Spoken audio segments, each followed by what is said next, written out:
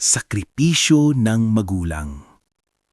Si Aling Maria ay isang simpleng tindera sa palengke. Araw-araw, maaga siyang gumigising upang maghanda ng paninda kahit kulang ang tulog.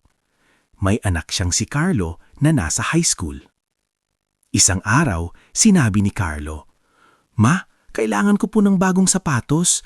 Nahihiya na po ako sa luma kong suot."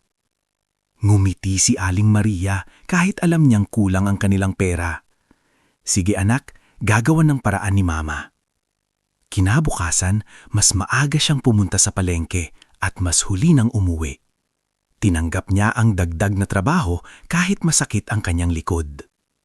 Pagdating ng sweldo, agad niyang binili ang sapatos ni Carlo. Masayang-masaya ang bata. "Salamat po Ma, ang ganda!" Napansin ni Carlo na luma at pudpud na ang tsinelas ng kanyang ina. "Ma, bakit hindi po kayo bumili ng bago?" Ngumiti si Aling Maria. "Mas mahalaga na maayos ang gamit mo anak, masaya na ako doon." Doon naunawaan ni Carlo ang tunay na sakripisyo ng isang magulang. Simula noon, nagsikap siyang mag-aral upang masuklian ang pagmamahal ng kanyang ina. Aral ng kwento.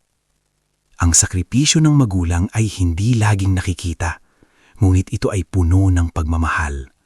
Dapat natin silang pahalagahan at suklian ng respeto at pagsisikap.